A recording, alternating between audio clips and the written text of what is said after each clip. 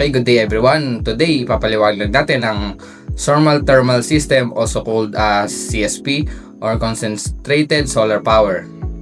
Ako nga pala si Lawrence Dib de Guzman, kasama ang aking mga kagrupo na si John Fitzgerald Cornico, Chris Jordan Gabriel, John Paul Gabanit, Gio Di Mapawi, John Jexter Natividad, at Rosemin San Jose.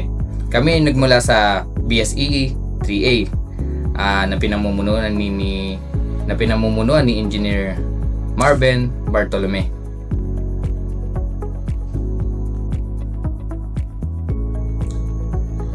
Atin ang simulan ang Solar Thermal System, also called as CSP Operating Principle. Ano nga ba ang Solar Thermal Power Plants? Ang isang Solar Thermal Power Plants ay nagkokolekta ng energy na nanggagaling sa araw with the use of the mirrors. The collected energy is being reflected or redirected via a tube. Ito ay napupunta sa tube na may lamang fluid. This causes the fluid to achieve high temperature. Naabot na ito ang matatas na temperature, and ngayon yung fluid na yon ay natatransfer into its heat to water, which become into a superheated steam. Tapos yung steam na yon is then turn into the turbine. Napupunta siya sa turbine, at yung turbine na yun ay umiikot sa loob ng isang power plant. Tapos yung mechanical energy na to ay nako-convert sa isang generator, and ang generator ay nagpo-produce ng isang electricity na ating magagamit na.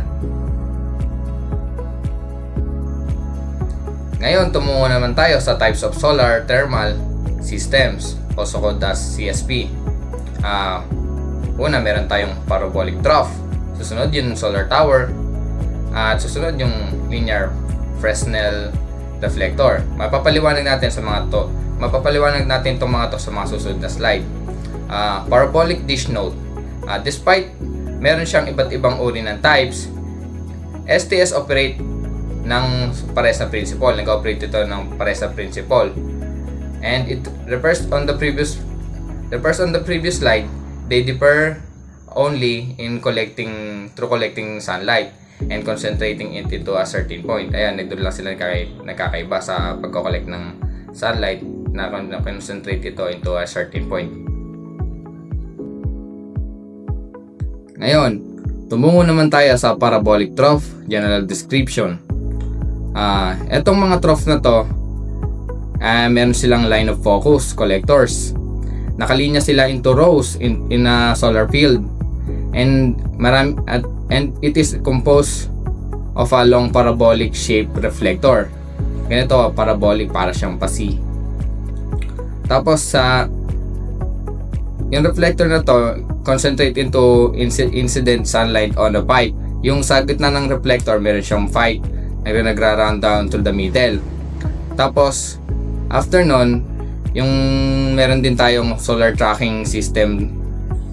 Yung solar tracking system, yung tinatrack niya kung nasaan yung araw across the sky as it moves from east to west, para ma-ensure na always maximum yung power ng solar energy. This incident is, ito yung sa mirror na yun, umiikot yung mirror na yun sa pamamagitan ng pagtatrack. The receive pipe in a center can reach temperature up to 400 degrees Celsius. Yung mga nare-receive na itong, nare-receive ng mga pipe, umabot siya ng 400 degrees Celsius. As the trough focuses at the sun at 30 to 100 times its normal intensity. 30 to 100 times nga ng normal intensity na ito. In the next slide, makikita natin yung parabolic parabolic funnels na nasa parabolic trough. Ito na nga, makikita natin yung panel na yon na parabolic na binabounce niya yung sunlight into the glass. Tapos sa inner layer meron din siyang fluid. Meron yung vacuum. Yung vacuum na yun yung nagiging steam nga siya.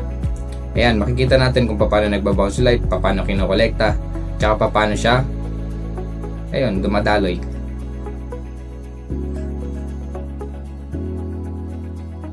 Okay, patungo sa susunod na slide. patungo sa susunod na slide, makikita natin yung parabolic trough basic diagram. Ayan, makikita natin sa left side yung mga kulay blue na yan, tsaka yung mga linya, yun yung mga parabolic trough, yung mga parabolic reflectors, yung mga panels. Tapos sa gitna yung mga pipes. Ayan, yung pipe na yan, pag nainitan, ayan, nagtatransfer siya into, ayun, napupunta siya sa heat exchanger.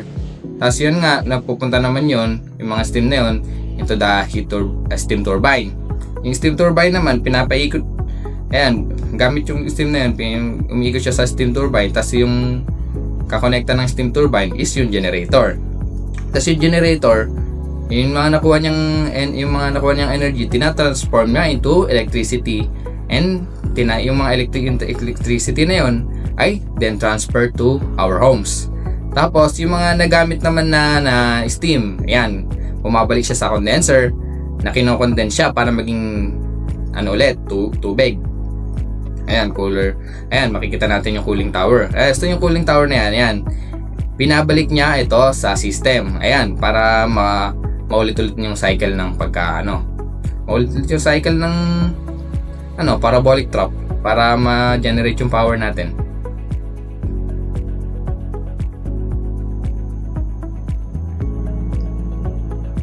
Okay, sa susunod na slide naman, makikita naman natin yung panel. Ayan, nakapokus siya mostly on the panel. We have the central heat pipe. Ayan yung pipe na ginagamit sa yung mga may fluid sa loob. Makikita natin yung fluid in and fluid out, kung paano pumapasok yung fluid, tsaka paano lumalabas. Kunwari pag nainitan, tsaka pagka bumalik na siya sa pagiging tubig ulit. Tapos ito, meron tayong collector support. Ayun yung mismong support na para mabalansin natin yung panel. Ayan, meron din tayong rotational axis. Ayan, yung nagtatrack ng araw siya para ma-maximize natin yung power. Ayan, we have reflective coating or the mirrors. Ayan yung reflective coating or the mirrors. Ayan yung mirror na nagre-reflect sa araw. Tapos ayan yung parabolic shape trough. Ayan siya, nakapokus siya mismo sa panel lang natin para maintindihan natin siya ng maayos. Ayan, sa bawat solar thermal system, ayan, meron siyang heat exchanger. Makikita natin yan naman. Ito, yung sa slide na to, makikita natin ang heat exchanger, kung paano pumapasok tsaka lumalabas. Yung blue na yan, nire-represent niya yung water, kung paano pumapasok tsaka lumalabas. Ayan, yung heat exchanger natin. And gaya lang mga nasa yung nasa previous slide kanina.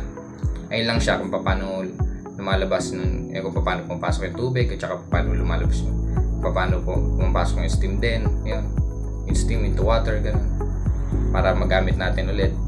Tsaka yun nga yung pinagpapaandar sa ating parabolic trough.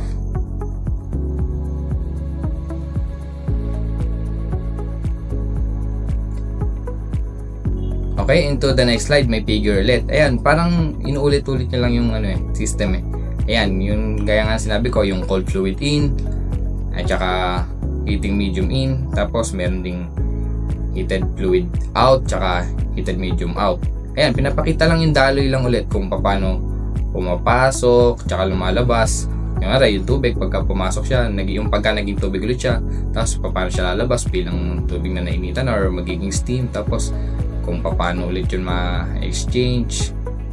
Ayun, kung paano ma-exchange, kung paano ginagamit yung steam sa dumadaloy sa tube gamit ng steam generator. Ayan, tapos kung paano yung mga nagamit na steam, paano ulit siya na bumabalik sa system. Ayun, para pumulit-ulit yung natin pagkokolekta ng power.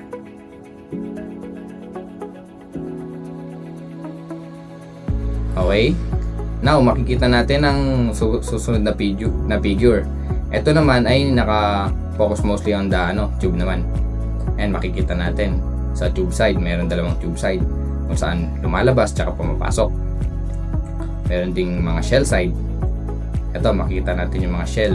Ito yung shell, yung mismong pinaka coat nya, yung bilog na malaki.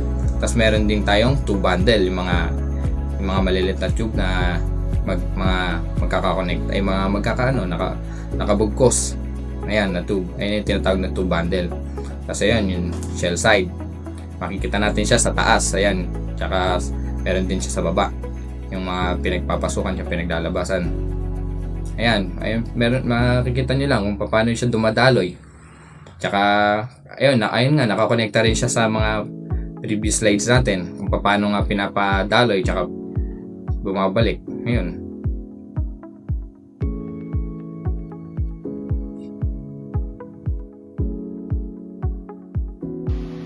So, next naman is yung tinatawag nating parabolic troughs. Ito yung isa sa type ng solar thermal system. Dito may mga malaking curved mirrors na nag-collect ng heat from the sun na pupunta sa isang tube. So, sa loob ng tube na yun, may mga dumadaloy na heat transfer fluid o HTF na sobrang umiinit dahil concentrated ang sunlight. Kapag mainit na to, dadalhin ang HTF sa heat exchanger set kung saan ipinapasa niya yung init sa tubig.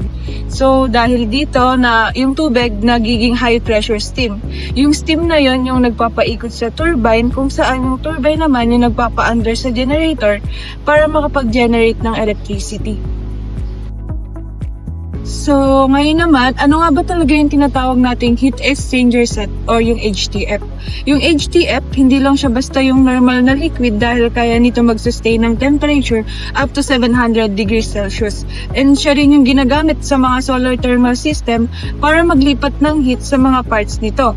Dinadala niya ang heat sa heat exchanger set kung saan natatransfer niya yung init sa tubig kaya nag-evaporate ito na siya namang nagiging cause para mag-work o mag-rotate yung turbine na nagpapa-under sa generator.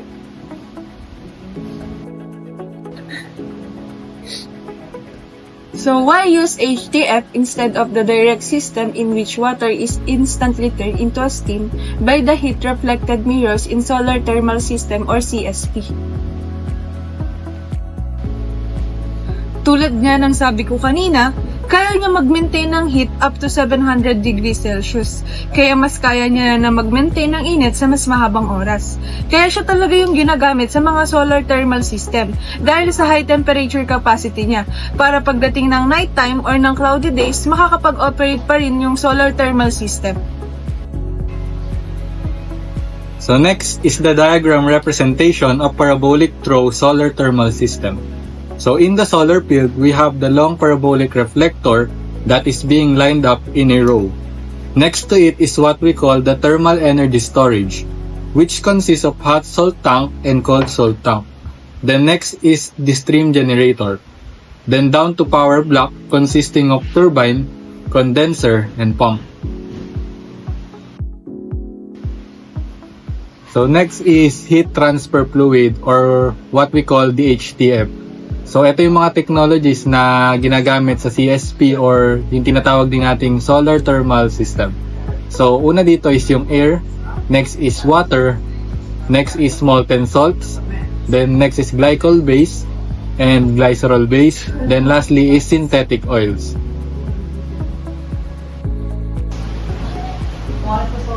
So, under pa din ang heat transfer fluid or what we call the HTF.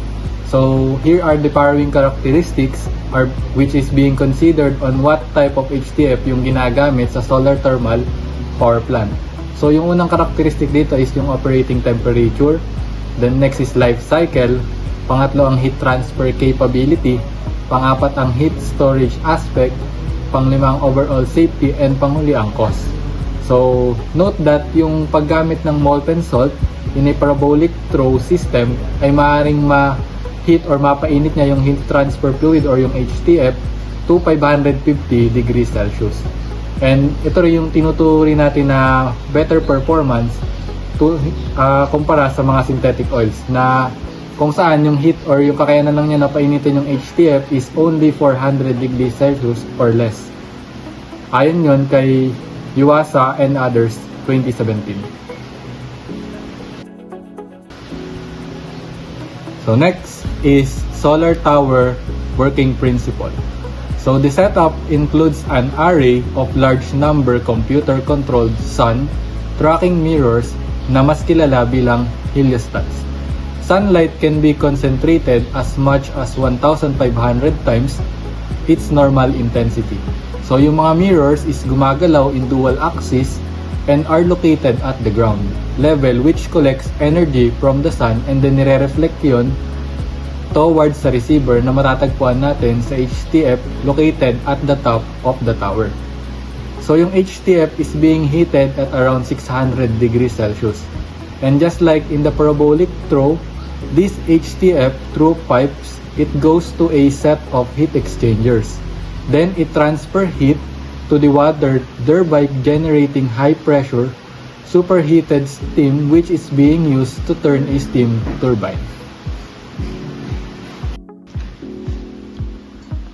So here is the grid diagram of solar tower power plant.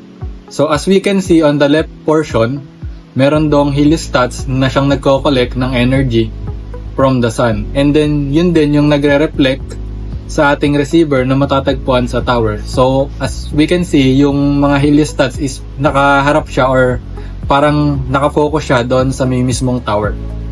And then after nung tower, bababa siya sa thermal storage system na kinabibilangan ng hot salt tank at cold salt tank. Then bababa ang heat ng heat exchanger down to condenser and power turbine and then to the generator. And remember na si generator yung nagko-convert ng mechanical energy papunta sa electrical energy bago siya mapunta sa ating mga electric grids.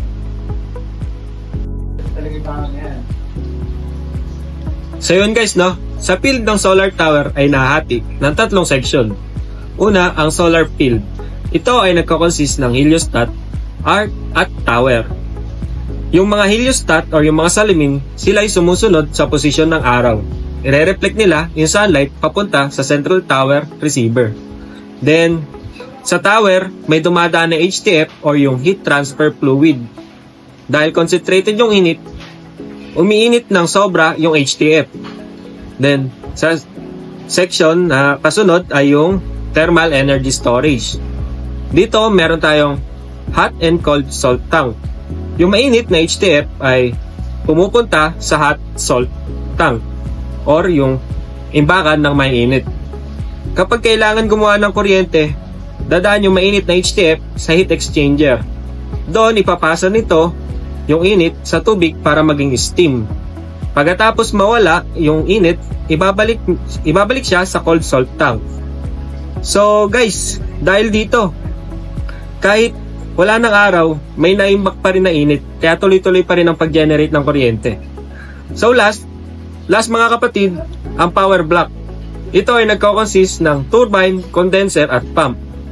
Yung steam galing sa heat exchanger ay ang nagpapaikot sa turbine. Kapag umiikot ang turbine na connected sa generator, magpo-produce ito ng electricity. Pagkatapos, yung steam na galing sa turbine ay pupunta sa condenser para maging tubig ulit. Yung tubig, ibabalik ng pump para magtuloy-tuloy yung cycle ng system.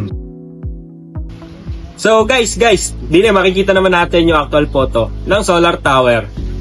Ganda no? Laki no?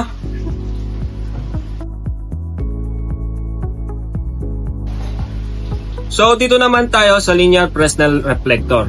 So guys, ito ay general description. The design of this type is the combination of parabolic trough and solar tower. This uses flat mirrors instead of parabolic mirrors used in parabolic troughs. These flat mirrors move in one axis only, unlike solar tower and parabolic dish, which moves in two. It adopts the working of solar tower where the mirrors on the ground collects light from the sun and reflect it towards a fixed receiver located above. So, the previous design generates steam directly without the use of HTF and are now obsolete. LFR nowadays also uses HTF to generate steam. The classic LFR has only one linear receiver on the single linear tower. To increase optical and ground use efficiency, the improved design called Compact Linear Fresnel Reflector or CLFRS use multiple receiver for each set of mirrors so that adjacent mirrors have different inclination in order to target different receiver. So guys, ang linear Fresnel reflector ay isang uri ng solar thermal system na gumagamit ng maraming mahaba at flat na salamin na nakaayos ng diretso or nakalinya. Ang mga salamin na ito ay nagre-reflect ng sikat ng araw papunta sa isang receiver tube na nasa itaas lang nila. Simple at mas mura ang system na ito kumpara sa ibang concentrated solar thermal system, pero mas mababa ang efficiency na to kumpara sa iba.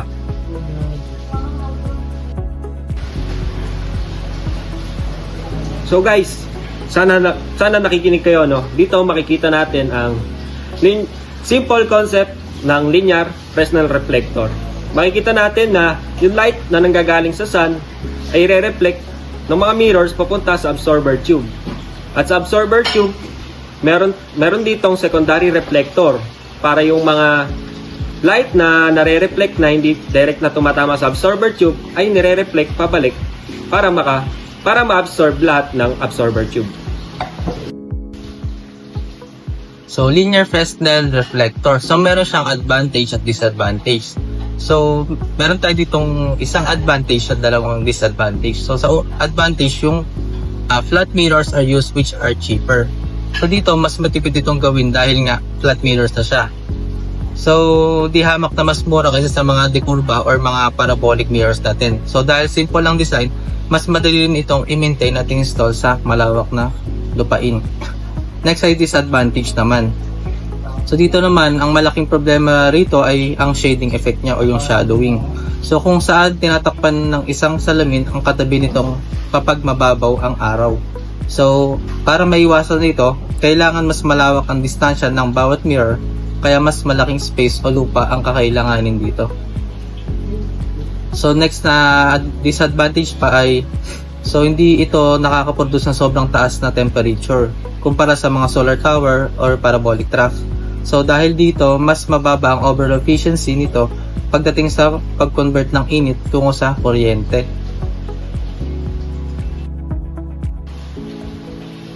Dito naman sa picture na to, pinapakita lang dito yung kung paano nagpa-function yung Fresnel. So dito naman, pinapakita kung paano ginagawa ang kuryente. Ang init mula sa solar field ay iniipon sa salt tanks para magamit kahit walang araw. So ang init na ito ay ginagamit ng steam generator para paikutin ang turbine na nagpo-produce ng power.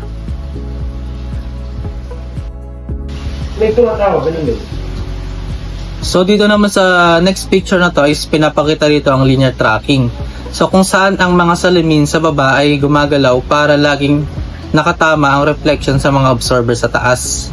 So mas simple ang structure na ito dahil ang receiver ay stationary o hindi na kailangan gumalaw para makasabay sa araw.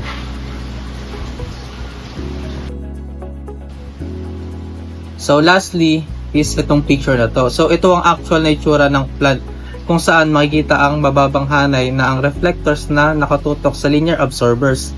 So dahil modular ang design, madali itong i-scale o dagdagan depende sa laki ng kailangang energy.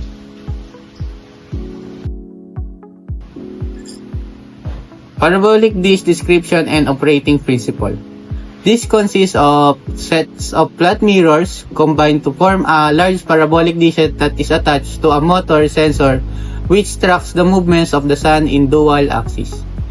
The collected energy from the sun is being concentrated to the PCU located at the focal point of the dish.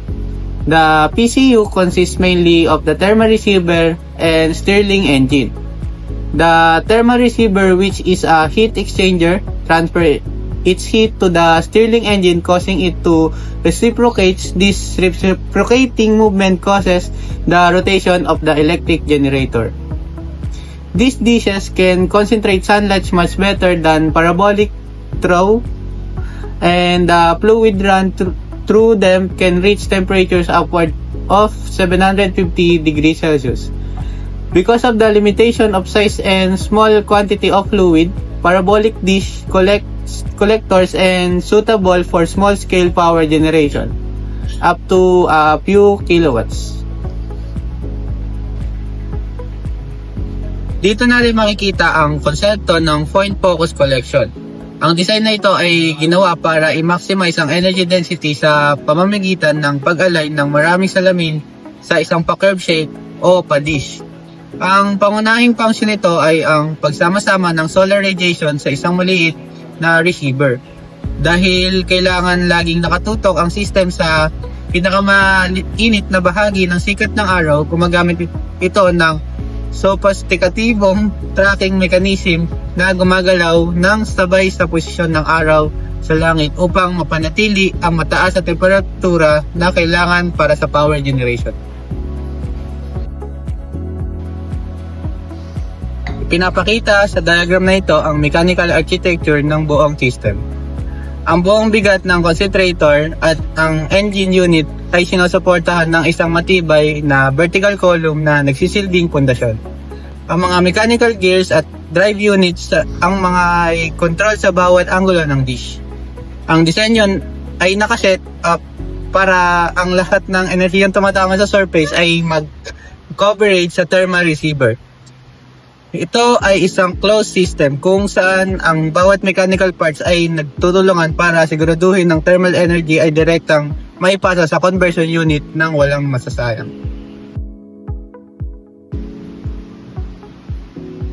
Stirling engine description and operating principle. Stirling engine can be hard to understand.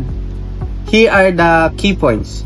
Every Stirling engine has a sealed cylinder with one part hot and the other colder. The working gas inside the engine, which is often air, helium, or hydrogen, is moved by a mechanism from the hot side to the cold side. When the gas is on the hot side, it expands and pushes up on a piston. When it moves back to cold sides, it contracts. Ito ay tungkol sa external combustion principle ng Stirling engine. Hindi tulad ng mga makina na kailangan sunugin ng fuel sa loob, ang engine na ito ay umaasa lamang sa pagbabago ng temperature mula sa labas. Ang working fluid sa loob ng system ay dadaan sa paulit-ulit na thermal cycles. Kapag ang gas ay nalantad sa mataas na temperatura, tumataas ang pressure nito at nagiging sanhi ng expansion. Ang cycle na ito ng thermal expansion and construction ay nagiging driving force para sa mechanical works na kailangan sa pag-generate ng kuryente. Dito ay pinapakita ang actual na conversion mula sa thermal energy patungo sa mechanical energy. Ang paggalaw ng gas sa pagitan ng hot and cold zone ay nagresulta na displacement ng mga piston. Ang bawat stroke ng piston ay nagpapaikot sa flywheel na siya namang nagpapatakbo sa alternator. Ang system na ito ay epektibo dahil tahimik at may kakayahang i-convert ang direct heat energy nang hindi nangangailangan ng komplikadong chemical reaction. Basta mayroon tayong sapat na temperatura or temperature difference sa pagitan ng magkabilang side ng cylinder. So dito naman tayo sa list ng operating solar thermal power. So first meron tayong Quartzalate Solar Power Station na may 510 megawatts capacity, which is located sa Morocco and may type na parabolic trough and solar tower na nagawa noong 2018 at may area na 2,500. Next is Ibanpa Solar Power Facility na may 392 megawatts capacity na located sa USA at may type na solar tower. Nagawa siya noong 2014 na may area na 1,420. Next is Mojave Solar Project. Meron siyang capacity na 280 na located sa USA at meron siyang type na parabolic trough at nagawa siya noong 2014 at may area na 714. Next is Solana Generating Station. Meron naman siyang capacity na 280 na located din sa USA at may type na parabolic trough na nagawa naman noong 2013 at may area na 780. Next is Genesis Solar Energy Project na may capacity din na 280 megawatts at also located din siya sa USA na may parabolic trough na type. And nagawa siya noong 2014 na may area na 1,920. Next naman is Solaben Solar Power Station. So, meron naman siyang 200 megawatts capacity na located naman sa Spain at may type na parabolic trap at nagawa noong 2012 at meron siyang area na 301.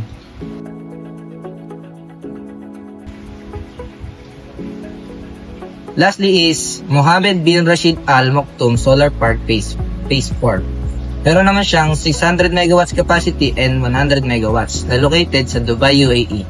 At meron siyang type na parabolic trap and solar tower na na-accomplish noong 2022.